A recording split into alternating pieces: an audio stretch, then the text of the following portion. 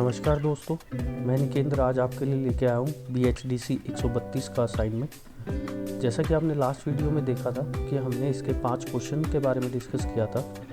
आज की वीडियो में हम जो इसके पेंडिंग क्वेश्चंस हैं उसके बारे में बात करेंगे। यदि आप हमारे चैनल पर नए हैं तो आप हमारे चैनल को सब्सक्राइब करें और बेल आइकन का बटन दबाना ना भूलें ताकि इग्नू से रिलेटेड सभी जानकारियों की नोटिफिकेशन आप तक जल्द से जल्द पहुँच सके। हम आपके सभी कमेंट्स की रिस्पेक्ट करते हैं और कोशिश करते हैं कि आपके कमेंट का रिवर्ट जल्दी से जल्दी दे पाएँ। अगर आपको भी हमारे दिए गए रिवर्ट नॉलेजेबल लगते हैं तो आप हमारी वीडियो को ज़्यादा से ज़्यादा शेयर करें और चैनल को सब्सक्राइब करें। और अधिक जानकारी के लिए आप हमारी वेबसाइट a2zignoo.in पर भी विजिट कर सकते हैं, जहां पर आपको projects, IGNOU assignment, hand written assignment, study notes के बारे में जानकारी प्राप्त होगी। तो आइए दोस्तों, वीडियो को शुरू करते हैं और हम बात करेंगे BHDC 101 के लिए हिंदी असाइनमेंट के लिए। यदि आपको अभी तक यह नहीं पता कि आपको इसका क्वेश्चन पेपर कैसे डाउनलोड करना है तो आप इसके असाइनमेंट को डाउनलोड करने के लिए हमारी लास्ट वीडियो को भी देख सकते हैं, जिसमें हमने इसके पहले सोल्व 5 क्वेश्चन के बारे में डिस्कस किया है। आज हम बात करेंगे इसके छठे क्वेश्चन के बारे में। तो आइए दोस्तों, वीडियो को शुरू करते हैं। इसमें आपको छठा क्वेश्चन देखने को मिलेगा जो कि है निम्नलिखित विषयों पर टिप्पणी लिखिए, जिसमें आपका पहला जो पॉइंट है वो देखने को मिलेगा रीतिसिद्ध काव्यधारा। इसके आंसर के बारे में हम लोग बात करेंगे जो कि रहेगा रीतिसिद्ध काव्यधारा हिंदी साहित्य के इतिहास में एक महत्वपूर्ण काव्यधारा है। 16वीं से 18वीं शताब्दी के मध्य विकसित यह काव्य अलंकारों, छंदों और रसों के कुशल प्रयोग के लिए जाना जाता है।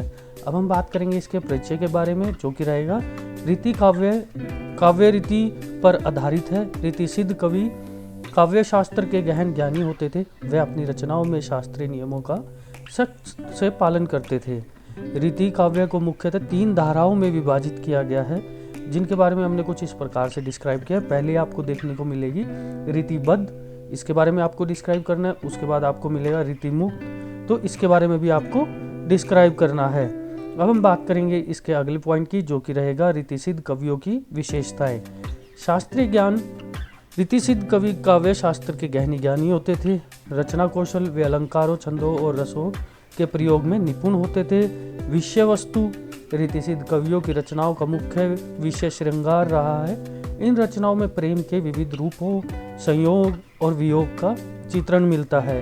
प्राकृतिक वर्णन और न्यायिक भेद का भी वर्णन मिलता है।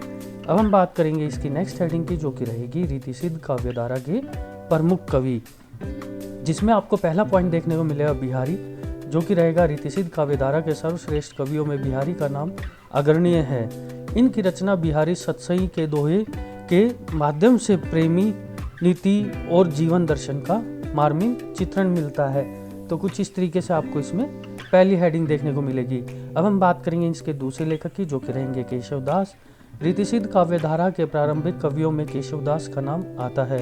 उन्होंने कविप्रिया नामक रीति ग्रंथ की रचना की है। उनकी रचनाओं में श्रृंगार और वीर रस का सफल चित्रण मिलता है। उसके बाद आपको देखने को मिलेगा मतिराम। मतिराम की रचना लासन कवि में श्रृंगार रस का अत्यंत मनोरम चित्रण मिलता है। उसके बाद है देव की रचना में भाव विलास में न्यायिक भेद का विस्तृत वर्णन मिलता है। इसके बाद हम बात करेंगे नेक्स्ट हेडिंग की जो कि रहेगा रीतिसिद्ध काव्यधारा का महत्व।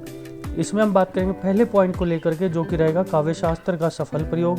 रीतिसिद्ध कवियों ने रीति शास्त्र के नियमों का सफल प्रयोग कर काव्य सौंदर्य को निखारा। भाषा शैली का विकास। रीतिसिद्ध कवियों ने रचनाओं में हिंदी भाषा को समृद्ध बनाया। उन्होंने भाषा में प्रतीकात्मक और सौष्ठव लाने का प्रयास किया है। इसके बाद आपको नेक्स्ट हेडिंग देखने को मिले जो कि श्रृंगार रस का उत्कर्ष। रीतिसिद्ध कवियों ने श्रृंगार रस के विभिन्न आयाम को अपनी रचनाओं में उकेरा है।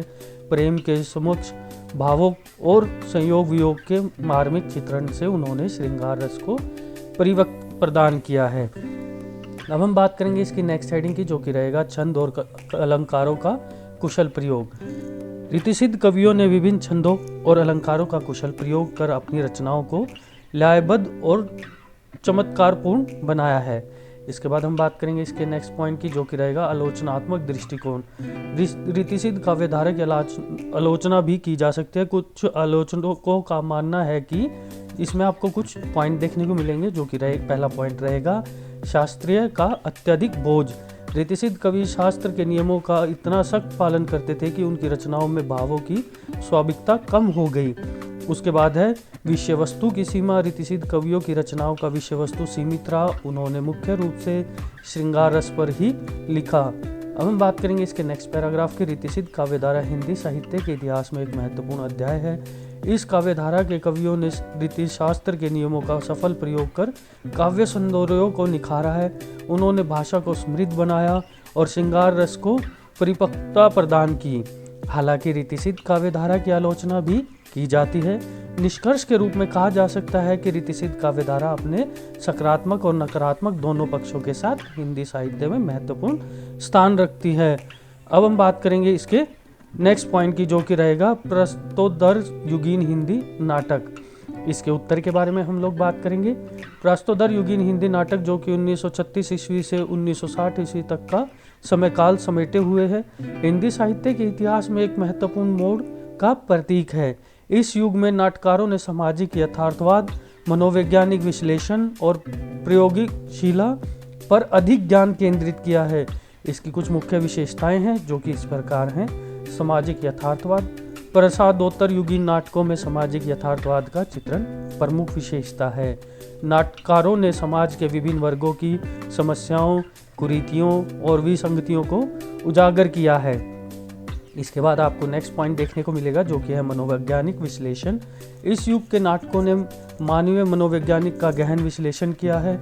नाटकारों ने पात्रों की अतिरिक्त भावनाओं, संघर्षों और द्वंद्वों को उजागर करने का प्रयास किया है। इसके बाद इसमें आपको नेक्स्ट हेडिंग देखने को मिलेगी, जो कि रहेगा प्रयोगशीलता। प्रसादोत्तर युगीन नाटकों में नाट्य शिल्प के क्षेत्र में अनेक प्रयोग हुए। नाटकारों के नए प्रतीक, बिंब और नचा तत्वों का प्रयोग कर नाटकों को अधिक प्रभावशाली बनाया गया। तो कुछ इस तरीके से आप इसको लिख सकते हैं। इसके बाद हमें नेक्स्ट हेडिंग देखने को मिलेगी प्रमुख नाटकार और उनकी रचनाएं, जिसमें आपको सबसे पहले नाम देखने को मिलता है जयशंकर प्रसाद। उसके बाद हम बात करेंगे उपेंद्र नाथ अश्क, मोहन राकेश। इसके बाद हम बात करेंगे धर्मवीर भारती और उसके बाद लक्ष्मी नारायण मिश्र। तो इन्होंने जो नाटकारों ने उनकी रचनाएं लिखी, यह भी आपको इनके सामने देखने को मिलेगी। जैसे कि आप अपनी स्क्रीन पर देख पा रहे होंगे, आप यहाँ से देख करके इनको भी लिख सकते हैं। अब हम बात करेंगे प्रस्तोदर युगीन नाटक का महत्व। इनके क्या क्या महत्व रहे, तो इनके बारे में भी हम बात करेंगे, जो कि रहेगा सामाजिक चेतना। प्रस्तोदर युगीन नाटकों ने समाज में सामाजिक चेतना का जागृत करने में महत्वपूर्ण भूमिका निभाई। नाट्य शिल्प का विकास। इस युग में नाटकों ने नाट्य शिल्प का विकास में योगदान दिया। विविधता। प्रस्तोदर युगीन नाटकों ने विषय वस्तु और शैली की विविधता मिलती है। इसके बाद हम बात करेंगे इसके अगले पॉइंट की, जो कि रहेगा हिंदी नाट्य का स्वर्णिम काल। प्रस्तोदर युग को हिंदी नाट्य का स्वर्णिम काल भी कहा जा सकता है। इसमें कुछ उभरते विषय हैं जिनके बारे में भी हम बात करेंगे। तो उसमें आपको पहला पॉइंट देखने को मिलेगा, वो है स्वतंत्रता संग्राम। भारत के स्वतंत्रता संग्राम का प्रभाव इस युग के नाटकों में स्पष्ट रूप से दिखाई देता है। नाटककारों ने राष्ट्रीय चेतना, देशभक्ति और त्याग के भाव को अपने नाटकों में उजागर किया है। तो कुछ उदाहरण के तौर पर इनके नाटकों के नाम भी दिए गए हैं, आप इनको यूज भी कर सकते हैं। उसके बाद हम बात करेंगे नारीवाद आंदोलन। नारीवाद आंदोलन के प्रभाव से भी नाटककार अछूते नहीं रहे। इन्होंने शास्त्रीय विश्रम, लैंगिक असमानता और महिलाओं के सशक्तिकरण जैसे विषयों को अपने नाटकों में उठाया है। अगली हेडिंग आपको देखने को मिलेगी आधुनिकता का बोध।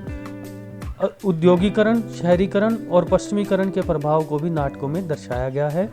नाटककारों ने आधुनिक मनुष्य के संघर्षों, अकेलेपन की मूल्य विहीनता को उजागर किया है। जो उदाहरण के तौर पर जो नाटक हैं जिन्होंने इन चीज़ों का वर्णन किया है, उसको आप यहाँ पर देख पाएंगे, जो कि गोविंद वैद्य का और उसके बाद अशोक वज्रांग। तो कुछ इस तरीके से आप इनको भी यूज़ कर सकते हैं। एकांकी नाटकों का विकास। प्रस्तोदर युग में एकांकी नाटकों की रचना भी उल्लेखनीय वृद्धि हुई। इन नाटकों को मंचित करने में कम संसाधन लगे थे, इसलिए ये जन नाटक आंदोलन से जुड़े हुए थे।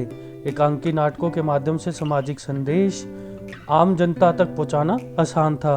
उदाहरण के लिए लक्ष्मी नारायण लाल का कलंकी का बाबा। तो कुछ इस तरीके से आपको इनके जो लिखे गए हैं उनके बारे में भी हमने डिस्क्राइब किया। अगर आप चाहें तो आप इसे अपने असाइनमेंट में यूज़ कर सकते हैं। उसके बाद हम बात करेंगे इसके नेक्स्ट पॉइंट की, जो कि रहेगा प्रभाव और विरासत। प्रस्तुतधार युगीन नाटकों का हिंदी रंगमंच और साहित्य पर गहरा प्रभाव पड़ा है। इस युग के नाटकों ने सामाजिक सरोकारों को उठाकर जन जागृति का कार्य किया है। साथ ही नाट्य शिल्प क्षेत्र में किए गए प्रयोग ने आधुनिक हिंदी नाटक को नई दिशा प्रदान की है। हालांकि बाद में दौर में कुछ आलोचकों ने इस युग के नाटकों को अत्यधिक यथार्थवाद और निराशावाद की ओर झुकाव की ओर भी इशारा किया है। अब हम बात करेंगे इसके नेक्स्ट पैराग्राफ की, जो कि रहेगा प्रस्तुतधार युगीन हिंदी नाटक साहित्य में इतिहास में एक महत्वपूर्ण काल है। इस युग में नाटककारों ने सामाजिक यथार्थ, मनोवैज्ञानिक विश्लेषण और प्रयोगशीलता के माध्यम से नाटक को एक सशक्त माध्यम के रूप में स्थापित किया है। इन नाटकों ने समाज में चेतना जगाई है और हिंदी नाटक को साहित्य ऊंचाइयों पर पहुंचाया है। तो कुछ इस तरीके से इसको आप डिस्क्राइब कर सकते हैं। अब हम बात करेंगे इसके भाग 3 की। इसका आपको पहला प्रश्न देखने को मिलेगा, या आप इसे 7वां प्रश्न भी कह सकते हैं। दोस्तों, जो हमने इसमें प्रश्न है वो आप अपनी असाइनमेंट में कोशिश कीजिएगा कि वो ब्लैक पेन से हो, हेडिंग ब्लैक पेन से हो और बाकी का कंटेंट ब्लू पेन से हो। यह नोटिफिकेशन मैं आपको अपनी हर एक वीडियो में बताता हूँ। यह इग्नू की तरफ से कोई नोटिफिकेशन नहीं है। यदि आप ऐसा करते हैं तो चेकर को आपकी असाइनमेंट देखने में अत्यधिक सुंदर लगती है। अगर आप चाहें तो हर एक प्रश्न के बाद डबल लाइन करके ब्लैक पेन से उसको भी क्लोज कर सकते हैं, ताकि असाइनमेंट आपका अच्छा दिखाई दे और आपका चेकर आपके नंबर ना काटे। तो अब हम बात करेंगे इसके 7वें प्रश्न की, जो कि रहेगा दिव्यवेदी युगीन हिंदी साहित्य की विशेषताओं पर विचार कीजिए। अब हम बात करते हैं इसके आंसर की, जो कि रहेगा दिव्यवेदी युगीन हिंदी साहित्य का विशेष महत्व और विशेषताओं का संदेश उसकी संस्कृति, भाषा और समाज को प्रतिबिंब करने में निहित है। इस काल के लेखकों ने साहित्य समृद्धि को बढ़ाने में महत्वपूर्ण योगदान दिया है और उनके लेखन में सामाजिक, राजनीतिक, मानवीय मुद्दों को व्यक्त किया गया है। दिव्यवेदी युग में कई लेखकों ने विभिन्न विशेषताओं के माध्यम से अपनी पहचान बनाई। पहले तो इस काल की साहित्य रचनाएं भारतीय संस्कृति और ऐतिहासिक विरासत को गहराई से अध्ययन करती हैं। उन्होंने अपने काव्य, कहानियाँ, नाटक और निबंधों में भारतीय समाज के विभिन्न पहलुओं को दर्शाया है, जिसमें सामाजिक अध्ययन, धर्म, राजनीति और व्यक्तिगत अनुभव शामिल हैं। इनका लेखन भारतीय समाज की विशेष वास्तविकताओं को प्रेरित करता है और एक गहरी समझ का अवसर प्रदान करता है। द्विवेदी युगीन साहित्य में भाषा का प्रभाव महत्वपूर्ण है, लेकिन लेखकों ने भारतीय भाषा और व्याकरण के रूप में भाषा के माध्यम से अपने विचारों को व्यक्त किया है। इस युग के साहित्यकारों ने हिंदी को एक व्यापक साहित्य और भाषाई विकास के लिए प्रोत्साहित किया है और इसके माध्यम से रूप में प्रचारित किया है। अब हम बात करेंगे इसके नेक्स्ट पैराग्राफ की, जो कि रहेगा अंत में द्विवेदी युगीन साहित्य की विशेषता और उसकी सामाजिक सच्चाई और व्यक्तिगत व्यापकता में है। इस काल के लेखकों ने व्यक्तिगत और सामाजिक अनुभवों को गहराई से जीने के लिए साहित्य रूप से निर्माण किया और समाज के साथ व्याप्ति दी है। उनकी रचनाएं समाज के विभिन्न पहलुओं को समझाने में मदद करते हैं, भारतीय समाज के एक साथ एक गहरी संवेदनशीलता को दिखाते हैं। इस युग के साहित्यकारों में एक प्रमुख नाम श्री राम शर्मा आचार्य प्रेमानंद भी थे, जिन्होंने अपनी रचनाओं में समाज की विभिन्न विविधता और असमानताओं को उजागर किया है। उनकी कहानियाँ जैसे ईदगाह, दयावंती और शतरंज के खिलाड़ी समाज की समस्याओं और मानवीय दुखों को अपनी कलम से छूने में सक्षम रही हैं। उनके लेखन का मुख्य उद्देश्य था कि समाज में सुधार लाना और लोगों की समस्याओं पर ध्यान देना। द्विवेदी युगीन हिंदी साहित्य में धारावाहिक कहानी लेखन का विशेष महत्व है। इस काल के लेखकों ने सामाजिक, राजनीतिक और व्यक्तिगत मुद्दों पर अपने काव्य, कहानियाँ और निबंधों के माध्यम से विचार प्रस्तुत किए हैं। उनके द्वारा प्रस्तुत विचार समाज में चिंतन की प्रक्रिया को बढ़ावा देते हैं और जागरूकता फैलाते हैं। इस युग में भाषा का उपयोग भी प्रमुख विशेषता है। लेखकों ने हिंदी को एक साहित्य भाषा के रूप में मजबूती दी और उसका प्रचार बढ़ाया। उन्होंने भाषा के माध्यम से अपने विचारों को गहरा बनाया और साहित्य को सामाजिक सच्चाई के साथ जोड़ा। द्विवेदी युगीन हिंदी साहित्य के अध्ययन करते समय हम देखते हैं कि इस काल के साहित्यकारों ने विभिन्न सामाजिक और राजनीतिक पहलुओं को उजागर किया है और उन पर चर्चा की है। उन्होंने समाज की असमानताओं, अन्याय को दर्शाया है और उसमें सुधार लाने के लिए अपनी कलम का उपयोग किया है। इस युग के साहित्यकारों का योगदान हिंदी साहित्य की समृद्धि में महत्वपूर्ण रहा है और उनकी रचनाओं का आज भी महत्व है। तो कुछ इस तरीके से आपको इसमें क्वेश्चन नंबर 7 देखने को मिलेगा, जो कि अपनी स्क्रीन से आप देख करके लिख सकते हैं। यह असाइनमेंट आपको अच्छे मार्क्स दिलाने में संपूर्णतः सहयोग करेगी। अब हम बात करेंगे इसके क्वेश्चन नंबर 8 की, जो कि रहेगा प्रेमचंद युगीन हिंदी उपन्यास की कुछ प्रमुख विशेषताओं का वर्णन कीजिए। हम बात करेंगे इसके आंसर की, जो कि रहेगा, पहले हम बात करेंगे इसके परिचय को लेकर, जो कि है प्रेमचंद हिंदी साहित्य के सबसे महान उपन्यासकारों में से एक हैं।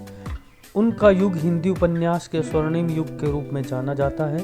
प्रेमचंद ने अपनी रचनाओं में भारतीय समाज के यथार्थ चित्र को उकेरा और उपन्यास को एक शक्तिशाली सामाजिक परिवर्तन का माध्यम बनाया। प्रेमचंद युगीन हिंदी उपन्यास की कुछ प्रमुख विशेषताएं हैं जिनके बारे में हमने इसमें डिस्कस किया है। इसमें आपको पहली विशेषता देखने को मिलेगी, जो कि है सामाजिक यथार्थवाद। प्रेमचंद युगीन उपन्यासों की सबसे महत्वपूर्ण विशेषता सामाजिक यथार्थवाद है। प्रेमचंद अपनी रचनाओं में भारतीय समाज के विभिन्न वर्गों, किसानों, मजदूरों और मध्यम वर्ग और निम्न वर्ग के जीवन संघर्षों और पीड़ाओं को सच्चे और मार्मिक ढंग से चित्रित किया है। उनके उपन्यासों में सामाजिक कुरीतियों, जातिवाद, छुआछूत, बल विवाह और देश प्रथा और समस्तवाद जैसी समस्याओं का उजागर किया है। तो इन्होंने जिनमें इन चीज़ों के बारे में डिस्क्राइब किया है उसको उदाहरण के तौर पे हमने लिखा है। आप इसको ऐसे भी कंटिन्यू कर सकते हैं। इन्होंने इसके लिए गोदान, कर्मभूमि और निर्मला जैसी पुस्तकों का लेखन किया है या काव्य का लेखन किया है। तो कुछ इस तरीके से आप इसको डिस्क्राइब कर सकते हैं ताकि आपका क्वेश्चन थोड़ा और लेंथी हो सके। अन्यथा अगर आप इतना भी लिखते हैं तो हमने इसको काफ़ी ज़्यादा लेंथी लिखा ही हुआ है ऑलरेडी। आप इसी के अकॉर्डिंग भी लिख सकते हैं। आप इसके उदाहरण चाहें तो लिख सकते हैं, अन्यथा आप नहीं भी लिख सकते हैं। अब हम बात करेंगे इसके मानवतावाद की। प्रेमचंद की रचनाओं में मानवतावाद का भाव स्पष्ट रूप से परिलक्षित होता है। वे मानव जीवन के विभिन्न पहलुओं जैसे कि प्रेम, घृणा, ईर्ष्या, क्रोध, क्षमा, त्याग और बलिदान को गहरी संवेदना के साथ चित्रित करते हैं। उनके पात्र केवल काल्पनिक नहीं होते हैं बल्कि वास्तविक जीवन के लोगों की तरह त्रुटिपूर्ण, जटिल और सहानुभूतिपूर्ण होते हैं। तो जो इनके कुछ उदाहरण हैं वो हैं सेवा सदन, गबन और काया पानी। तो इनके बारे में भी आप लिख सकते हैं। अब हम बात करेंगे इसके तीसरे पॉइंट की, जो कि रहेगा सरल और प्रभावशाली भाषा। प्रेमचंद्र अपनी रचनाओं में सरल और प्रभावशाली भाषा का प्रयोग करते हैं। वे खड़ी बोली के साथ साथ ग्रामीण बोलचाल की भाषा का भी कुशलतापूर्वक प्रयोग करते हैं। उनकी भाषाओं में मुहावरे, लोकोक्तियाँ और कहावतें प्रचारू रूप से मिलती हैं, जो कि उनकी रचनाओं को अधिक जीवंत और प्रभावशाली बनाती है। इसके कुछ उदाहरण हैं प्रेमचंद की कहानियाँ। अब हम बात करेंगे चौथे पॉइंट की, चरित्र चित्रण। प्रेमचंद चरित्र चित्रण में अद्वितीय महारत रखते हैं। उनके पात्र बहुआयामी और यथार्थवादी होते हैं। वे पात्रों में मनोविज्ञान, भावनाओं और प्रेरणाओं को गहरी समझ के साथ चित्रित करते हैं। अब हम बात करेंगे इसके पांचवें पॉइंट की, जो कि रहेगा सामाजिक सुधार।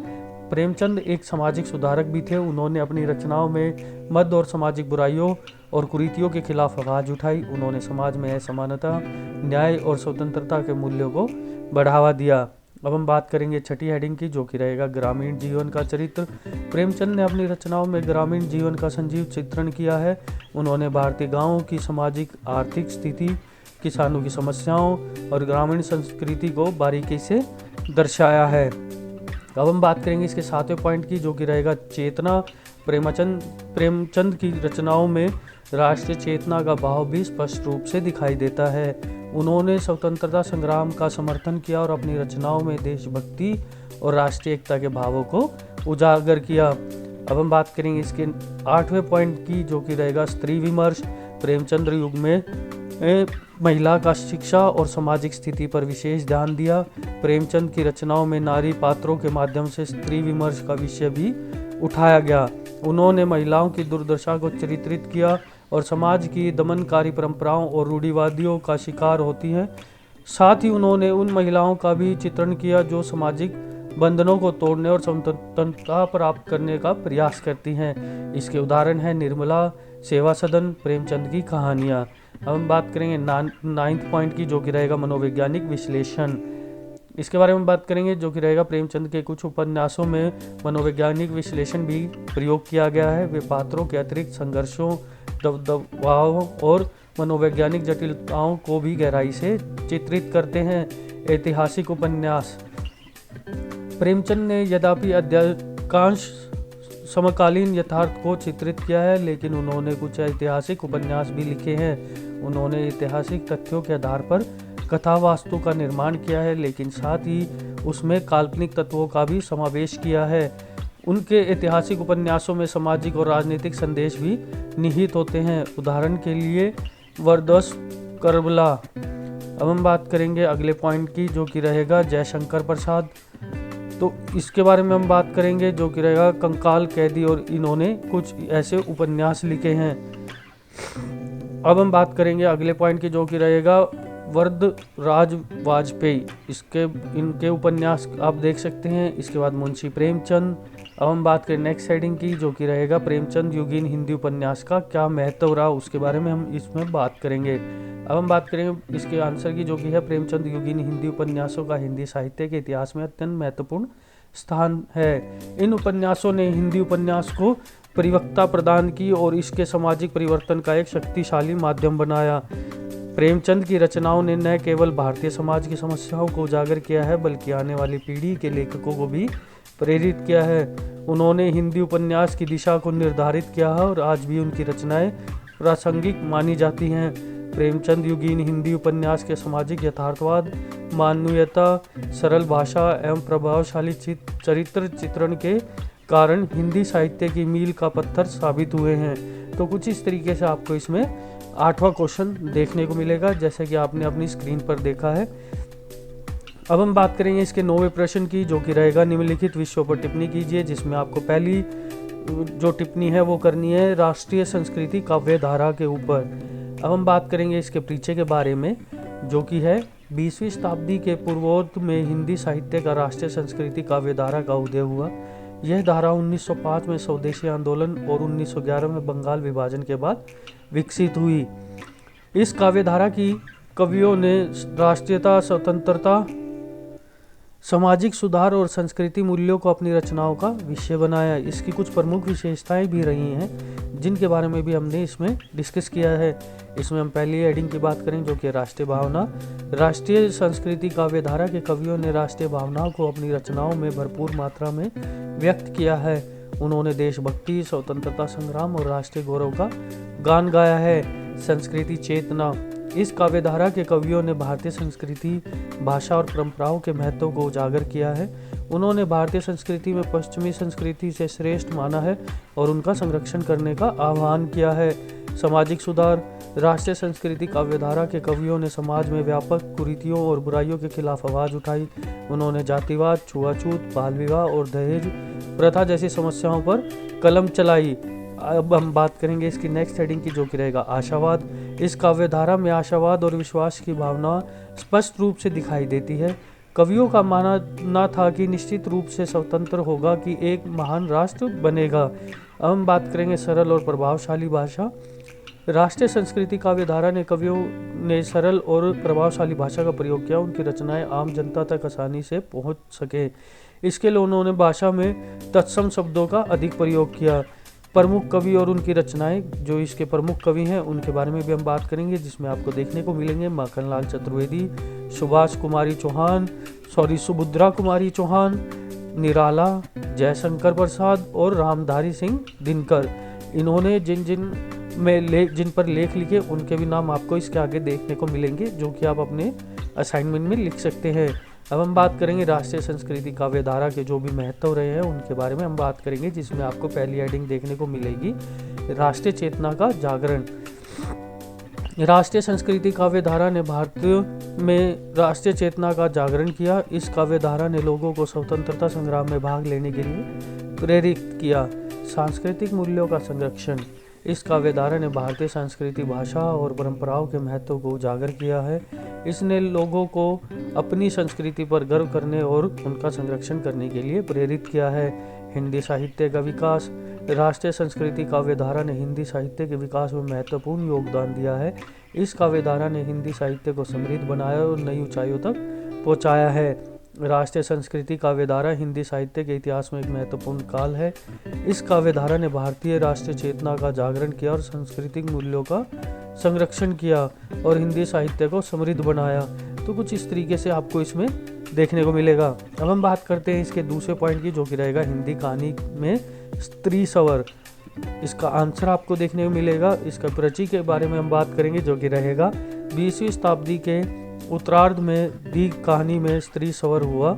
इससे पहले हिंदी कहानियों में पुरुष पात्रों का वर्चस्व था और स्त्री पात्रों को अक्सर कमजोर, निर्भर या रूढ़िवादी के रूप में चित्रित किया जाता था। लेकिन स्त्री लेखकों के आगमन के साथ कहानियों में स्त्री दृष्टिकोण और अनुभवों को प्रमुखता मिलने लगी।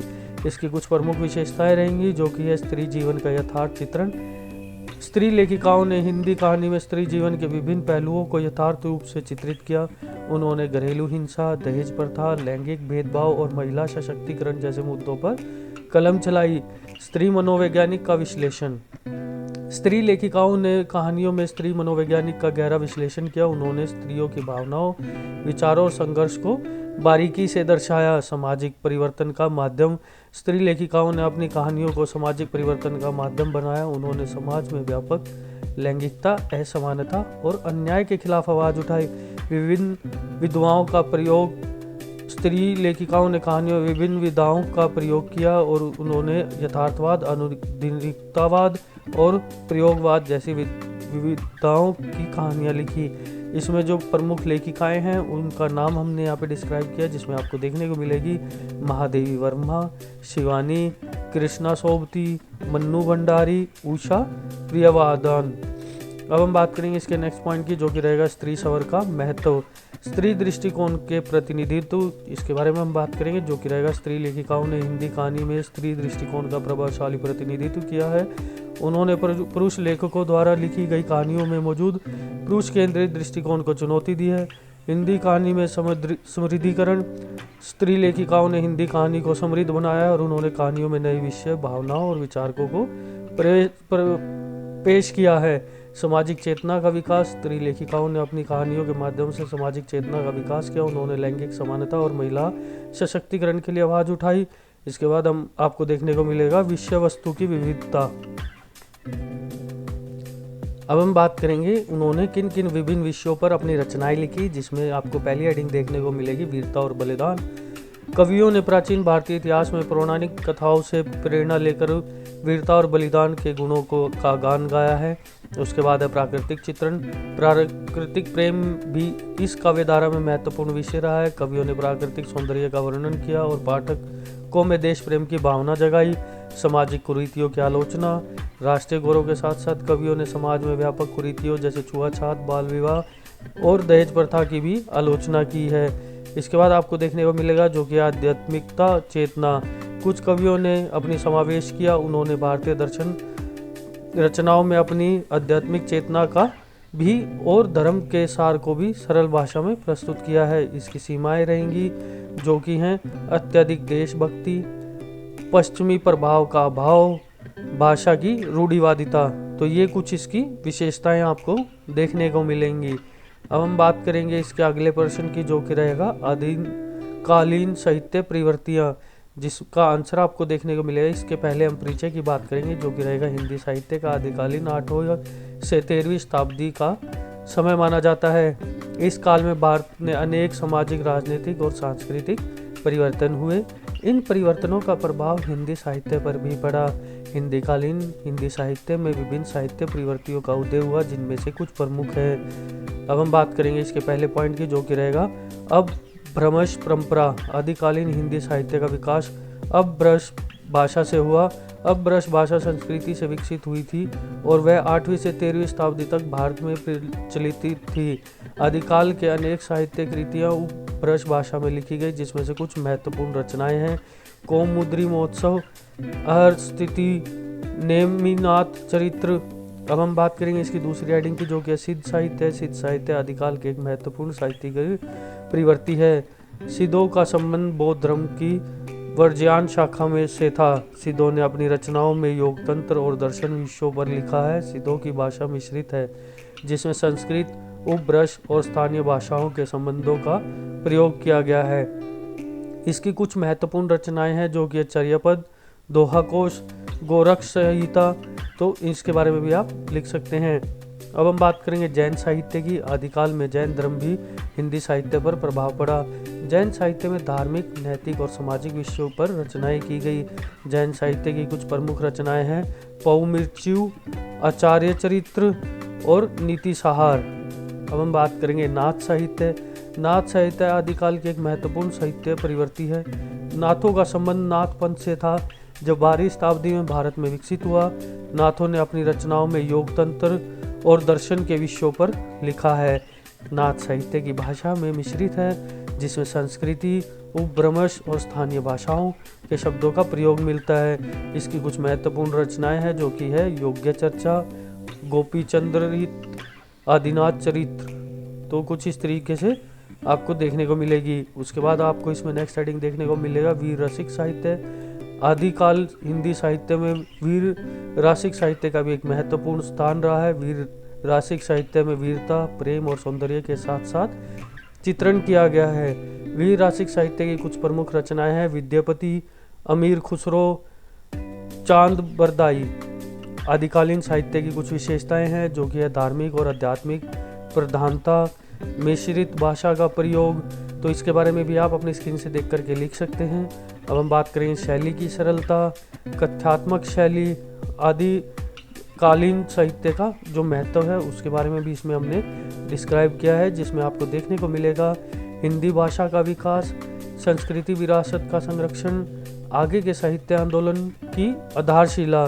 तो कुछ इस तरीके से इसमें आपको 9 क्वेश्चन में देखने को मिलेगा। यहाँ पर आपका पूरा असाइनमेंट हो जाता है।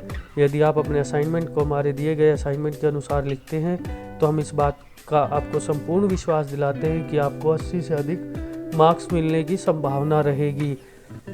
दोस्तों, यदि आपको वीडियो अच्छी लगी हो और नॉलेजेबल लगी हो, आपको लगता है कि हमारे वीडियो में कुछ महत्वपूर्ण तथ्यों का वर्णन किया गया है और यह वीडियो किसी के काम आ सकती है, तो आप इस वीडियो को ज़्यादा से ज़्यादा शेयर करें। वीडियो को अंत तक ज़रूर देखें ताकि आपके किसी भी प्रकार का कोई प्रश्न ना रह जाए। और अधिक जानकारी के लिए आप हमारे चैनल को सब्सक्राइब कीजिए और बेल आइकन का बटन दबाना ना भूलें। वीडियो को अंत तक देखने के लिए आपका बहुत बहुत धन्यवाद।